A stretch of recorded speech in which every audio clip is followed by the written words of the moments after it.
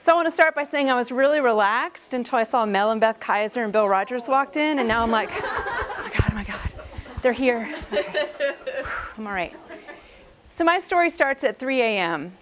about a year ago, and it was that 3 a.m. voice that wakes you up out of a deep sleep, and usually it's something like, did you turn off the oven, or did you pay your bills, or like, what am I doing with my life, those kinds of questions.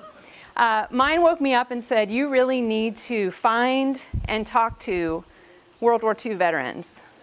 This is kind of weird, right? And so I was like, well, that's interesting. I think I'll go back to sleep and not pay attention to that. So the voice kept waking me up night after night until I felt compelled to do something about it. So you gotta hit that. My story is also about an old man and a little girl. And the old man is my grandfather, John Briggs, and the little girl, of course, is me. And my grandfather fought in World War II. He was a later vet. He was drafted at age 30, which was kind of unusual. And his life was inextricably bound with the war by a lot of different events that were purely happenstance, and many of them tragic. The first was my father was born on September 16th, 1942. And if you do math like Sarah does, you know that's almost exactly 9 months after Pearl Harbor.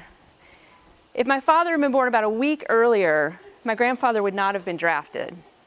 It was assumed my dad was a Pearl Harbor baby, but he wasn't. He was this miracle child after many miscarriages, and he was the only child my grandparents would ever have. And so because of my dad's birth date, my grandfather was drafted when he was well established in his career, owned a home, had a family. D-Day rolled around, which happened to be the day after my grandfather's 32nd birthday. My grandfather didn't go to D-Day because his father died just a couple of days before.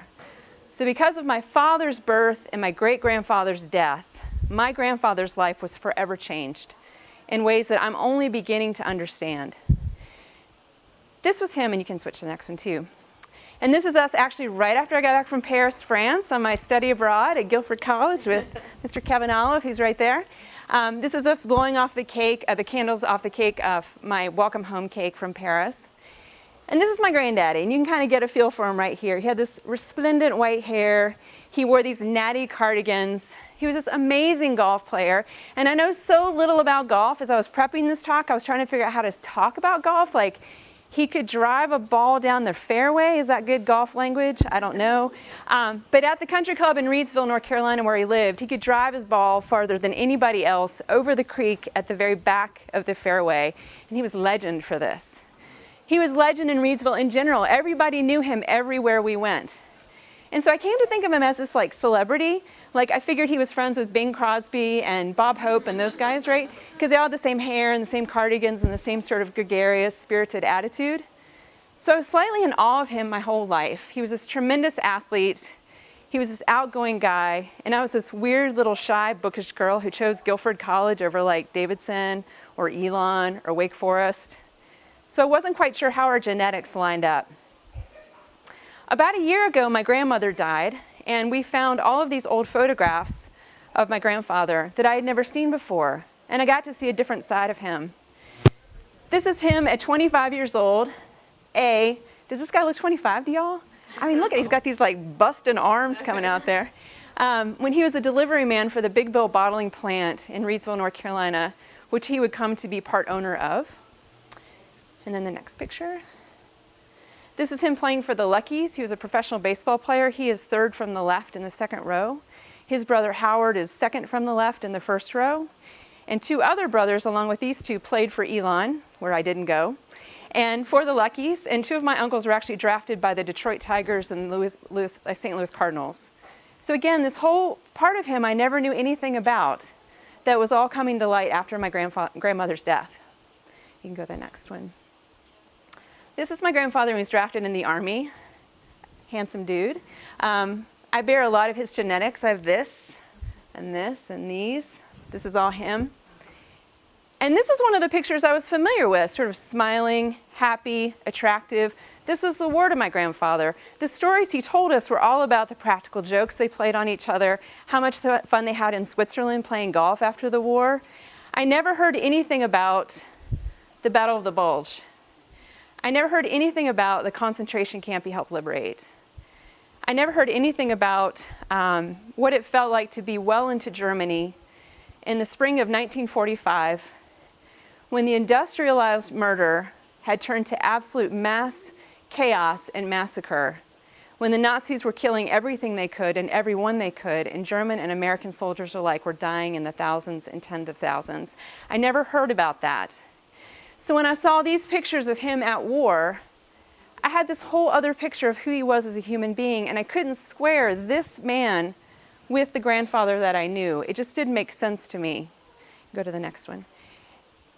This is him in front of his tank. He's the second from the left. He's smoking a cigarette next to a rifle and 2 German swords. And I started to wonder how he came to have those swords. And you can go to the next one. And then the cigar box full of Third Reich memorabilia that we opened at our dining room table. And then all of us, when we looked at them for the first time, felt the chill go down our spine. I don't know how my grandfather came to have these things. And I say this with no judgment. This is how people survived. And one of the things I've learned since is that the soldiers would gather these off of dead Germans and trade with each other as souvenirs. This is what was done to survive. I felt this compelling need to understand this part of my grandfather better, to see him as a fully fleshed human being and not just as my idealized version of Bob Hope. So you can go to the next one. This is when the voice showed up at 3 a.m. So I kept hearing the voice over and over again for about 2 weeks. I kept ignoring it. And then on Veterans Day last year, there was this headline in the Winston-Salem Journal, and yes, I still get the paper. We can honor vets by asking them to share their stories. And then a picture of a World War II vet who lives in Clemens. I've been asking for a sign, and I just said, yeah, okay, I'll do it. And that same day, I sent out an email to 10 people I chose that seemed pretty well connected in Winston-Salem, and said, hey, you know any like 90-year-olds I could call up and like maybe talk to them about really personal stuff from 70 years ago? And surprisingly, there's a lot of them. I ended up meeting with 3 veterans at Arbor Acres, which is a retirement community in Winston-Salem. And they spent 3 hours, just a couple of days before Thanksgiving, telling me everything they could possibly remember about their experience in the war. And it is hard to stand here and describe to you the grace I felt in being in their presence and learning about their experiences. Since that voice appeared, I've interviewed about 15 veterans at this point, and I've got a list of 20 more. Believe it or not, there's still a lot of them around and lucid and wanting to talk. I've been archiving the stories with the new Winston Museum so other people can hear them as well. And I feel like I've gone into the depths with them. I've heard about the 19-year-old medic who, finding 2 men that had been destroyed by shrapnel, trying to staunch the bleeding on one man's foot, he told the man, I'm going to have to cut off your foot to keep the bleeding from getting worse. The man resisted and finally let him cut off his foot. He went to the second soldier who said, man, I already did it for you. The soldier had cut off his own foot so that the medic could staunch the bleeding. He was 19. And I know this is a cliche, we hear this all the time, but I'm 42. There's no way I could pull that off. So to sit with these men and hear these stories in their natty cardigans, in their beautiful homes in Winston-Salem, in their comfortable lives in 2014 is profound, and it has changed me as a person. So I felt like I needed to do just a little bit more, and one of the things my grandfather always wanted was to go back to Europe and lay to rest his experience there, and he never did. His health was poor at the end of his life. He died at 92, 10 years ago. My grandmother did not want him to go. So this past September, I went for him and spent 3 weeks traveling around Europe. The next point of grace for me was planning my trip.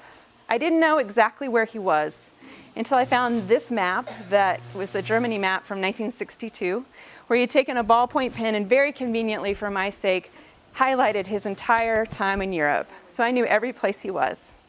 And then the next one. And then I knew he was in Switzerland, but I wasn't sure where. And so then I found this lovely itinerary from the US Army detailing exactly where he was in Switzerland with his words, here's my schedule while in Switzerland, down at the bottom. So, voices from the beyond. This is my grandfather jumping off of a 45-foot high dive during their aquatic sports period when they were in Switzerland. I thought that was awesome. You can go to the next one. And I'll keep this part short because it was 3 weeks and I have 2 minutes and 16 seconds left. So his favorite city was Schwabisch Hall, a little village in Germany where he stayed for 3 months after the war. It was not bombed by the war. This was a postcard he sent to my grandmother of his favorite church, 47 steps from the base to the top. I made my hotel reservation in Schwabish Hall and then saw this postcard and discovered this was my hotel right there. Another point of grace. He kept pointing me along the way. You can go to the next one. Sorry. And then to sit on the steps where he sat 70 years ago, to sit on the same steps in front of that church with his picture, brought tears to my eyes. I spent a lot of time sitting right there, connecting with his memory and feeling that intimacy of being in that same place with him. You can go to the next one. One of the things I felt like I needed to take away from him was his incredible love of life and his gregariousness. So I spent my trip doing things like going on Third Reich tours and visiting Dachau and seeing museums that were dedicated to the memories of the Nazi Party and the horrific things that they did there. But then I also spent some time on a boat in Lucerne, looking, if I may say so, quite Kennedy-esque, in my opinion. And I realized that one thing I think my grandfather wanted me to know is that life is meant to be enjoyed as well. That in spite of all this horror that we see from day to day, life is meant to be enjoyed and embraced. And I tried to do that as well. And this is my favorite picture of him. It's him reading a letter from home, just hanging out, totally unaware of the camera. One of the things that I take away from this whole experience and why I think I'm trying so fervently to understand him better is because we were so different with regard to our temperament. And I did watch him from such a distance for so long. I feel like in doing this, I'm trying to find the introspective part of him that also was emotional and thoughtful and would have liked a place like Guilford, and who looks deeply into himself to understand what he's seen and how it fits into his life. And when I saw this picture, I felt that maybe we have that connection after all. Maybe he wasn't just a Bob Hope, sort of wannabe in my own life, but maybe there was something about him that genetically we are connected. And then this can be the one thing that he and I share exclusively, the one piece of his world that belongs to no one but me and that I can understand as fully as possible. Thank you.